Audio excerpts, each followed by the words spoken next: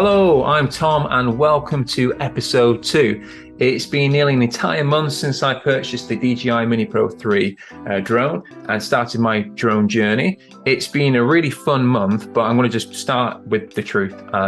I crashed it. About a week after buying it, I crashed it. I decided as one of my goals after my first video diary that I wanted to take the drone to new places, kind of develop my confidence flying in other areas. I took it up to my hometown of Oldham. I was flying it around. I got some really nice shots to start with. There was a few nice kind of over the trees and things. And then I decided, you know what, I'm going to try one of those nice kind of circling kind of orbit around a subject, and completely forgot that there are no sensors on the side of the drone. Anyway, as I was circling around, and so it got stuck probably about 15 feet up in the air in a tree. And then I spent 45 minutes fighting through bramble bushes. Then I had to climb up the tree and retrieve it. And yeah, not a lot of fun. But one very important lesson learned, which is be more careful when you're strafing side to side. After that, I wasn't put off. I kept flying my drone. I decided to take it, to be honest, as many places as I could. I travel quite a bit for work. So like one day I was in Hyde, and I said, hey, there's a nice park, Hyde Park, around the corner. So I stopped there mid-afternoon, set the drone up. There's a lovely bandstand in the middle of the kind of the tree wooded area. So I flew around there. And then when it came to bringing the drone back in, I thought, hey, you know what? I'll try a manual land. Actually, go one better. I'll try a manual catch. So yeah, kind of brought it in. I definitely didn't get it right because I ended up getting my finger stuck in the propeller. Luckily, I've still got all 10 digits, but I need to work on that. I'd just seen something on YouTube, thought, hey, I tried that. It was the wrong time to try it. So another valuable lesson learned there. Now, it's probably not sounding like I'm having a very good time at the moment. I've crashed, I've almost chopped my finger off. But there's been a lot of kind of good fun too. One of the things I've done is I've actually purchased this. I said I was going to get this on my last video diary. This is a helipad. Now, it looks a little bit ostentatious, having a helipad for what is, literally a drone that big. But it's really, really useful. The big thing, of course, it's very visible. So when you're flying back to your start point and you're not using return to home function, it's very easy to see and get your orientation. Certainly if there's, a lot of, trees or anything around it. So this has been fantastic. The other really big thing is as the weather's changing, we've got into autumn now. Yes, the colours look amazing. I've been able to go into kind of a few local parks and get some lovely shots, but it's very wet at times. And so having this, sit on the ground and protect the drone from moisture flicking up and dirt and sand and things is really, really, really useful. And you can flip it as well. So you can have blue or you can have orange. So this has been great. I literally fold it up. It's in a little bag. It's attached onto my main drone bag. It's real light, and it kind of goes with me everywhere now. So that was a really, really good purchase. So after a couple of weeks of flying just locally, kind of in nearby fields and stuff, I went up to the West Highlands. I was staying in a place near Appin, which is very close to Glencoe. Very wide open spaces, beautiful scenery, and it was a chance to do a few things. The first one that surprised me was I took a lot of photos. Now, I'm more of a videographer than a photographer, but this drone has got a pano setting, a bit like a lot of smartphones where you take several photographs, it stitches them together, gives you a super wide image. And up there, when you've got these colossal mountains, it's the perfect place to get pano photos. Now, I've tried a few with sphere settings, which is like a 360.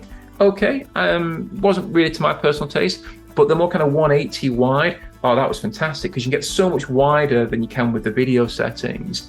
And the colors and the details still really rich. So I really enjoyed that. And I also enjoyed really just kind of getting photos of me and my family. There was points where I would literally just get the drone out really quickly, fly it up, I don't know, maybe 11 meters, get a photo of the group of us rather than trying to do the selfie thing or do the thing where, one person has to be out of shot to get a really nice wide shot of the group with the landscape. So there's a few moments where I just set the drone up, took the photo and brought it back in and kept it as simple as that. As for the video though, that's when things start to get more challenging, more complicated and creative, to be honest, because with photographs, you're taking one still image. So you need to find the best position, which is always really fun, and then click, you're done.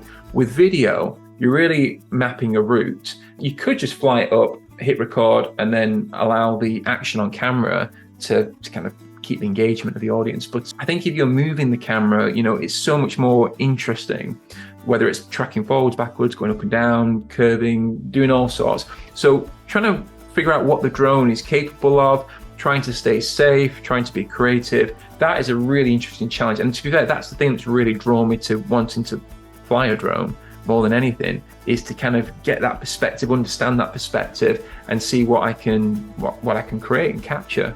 The first thing I did was, around here locally where I live in Manchester, there's a 60-meter flight, certainly around here because it's a flight path. Can't take it above 60 meters. That's fine for around here because it's a pretty flat terrain. But when you're up in the Highlands and you've got these massive mountains and big hills and stuff, you want to go much higher. So I took it up to 120 meters, and you notice the difference. I mean, listen, just by doubling the height, you notice how much more you can get and what you can do.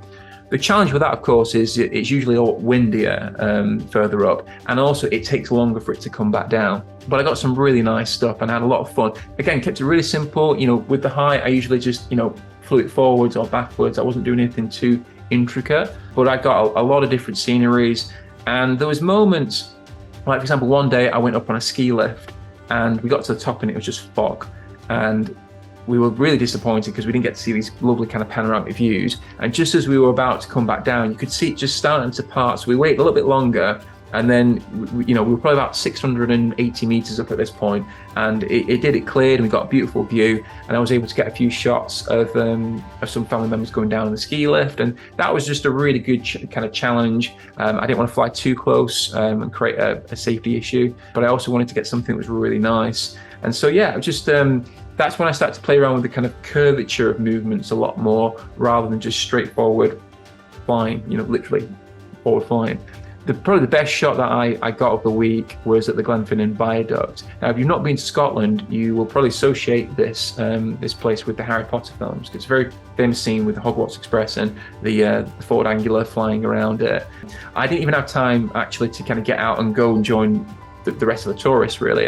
We were heading up a little bit further up north, and it was like 11:15, and we knew the train was due to arrive within sort of 10-15 minutes of that time. I said, let's just stop and see if we get lucky. And it did. I literally, by the time I kind of got the drone up, flown across the tree line, the train was turning up, and it took me a good second to figure out what am I going to do here, because I don't want to smash into something. So I've got to be careful. I don't get too close to things, but I want a really nice shot.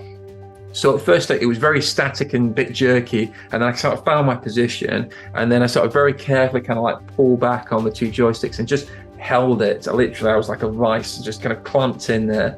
And luckily the drone it didn't just reverse, but it came backwards at a curve, and it allowed the train to go in front. And it went from a relatively cloudy area across the Viaduct Bridge into kind of beautiful sunshine setting. And it was a dream. Honestly, it was a dream to get that shot, and I just felt so lucky. I was shaking, I think, from just the kind of the adrenaline and just trying to make sure that I didn't botch it up by accidentally, panning too quickly or something. And I have seen that, and I've done that myself now, where with shots you do pan, or you move something just too quickly and it jolts, and you just know, man, I'm gonna have to cut before that or after that. But this shot just seemed to be great. Honestly, best shot of the week. So happy. We already had some really nice comments about that. I don't think I'm going to match that shot for a while. I think that's the truth. I think I just got so lucky for so many reasons: weather, timing, all the rest of it. The weather did change rapidly. There was a moment where I was flying over Silver Sands, same day actually, and I was getting a pano photo, and it takes a bit of time, for the camera. It swivels, takes several photographs, and then you have to wait for it to process. So it's up there for a good few minutes. You're just kind of waiting, and there's birds flying around, which makes me very nervous, because you do every so often see a bird fly in front of you, the camera, and you're like, oh, please don't smash my drone out the sky.